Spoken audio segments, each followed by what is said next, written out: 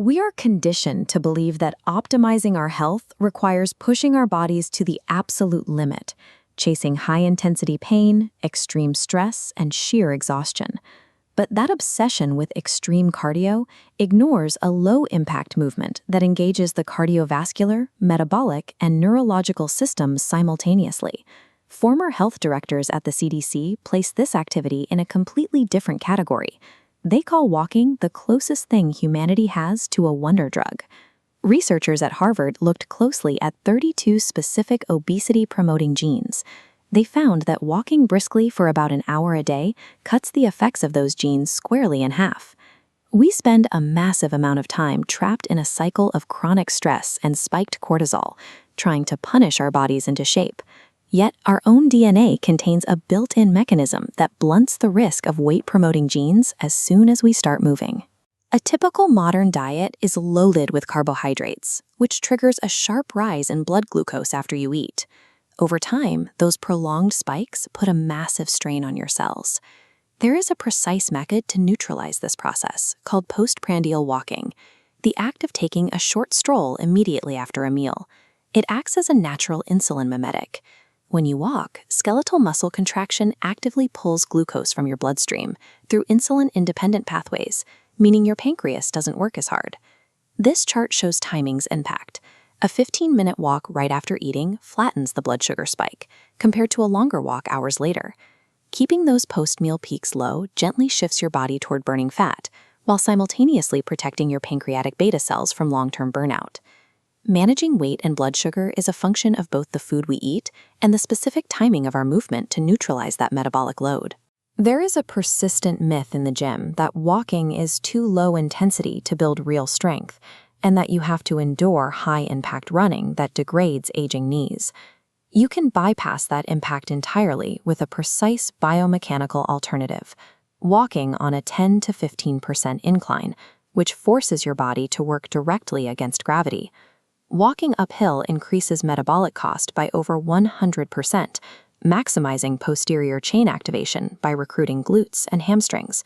Simultaneously, this incline stride alters the knee abduction moment, actively reducing medial joint pressure and protecting cartilage compared to running flat. You don't have to subject your joints to heavy wear and tear to build lower body strength and cardiovascular endurance.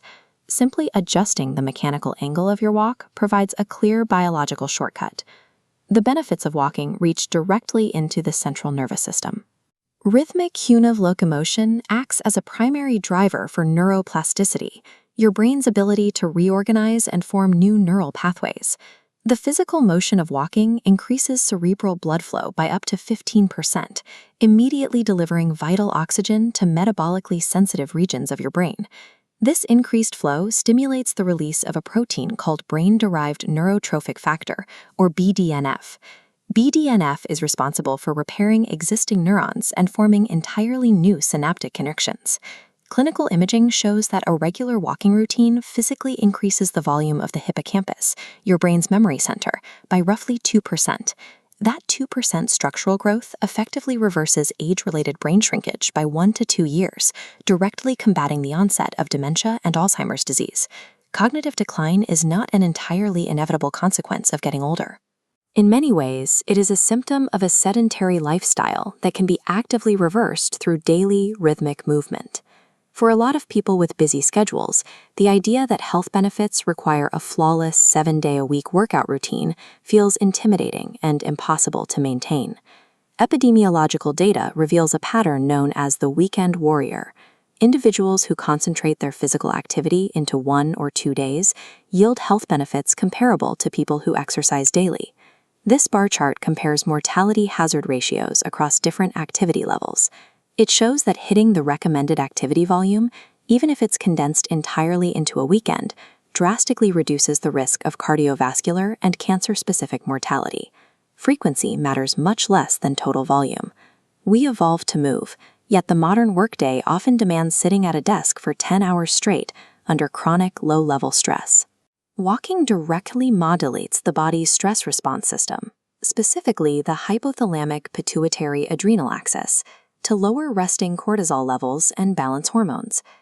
The health and fitness industry profits immensely from making wellness feel complex and expensive.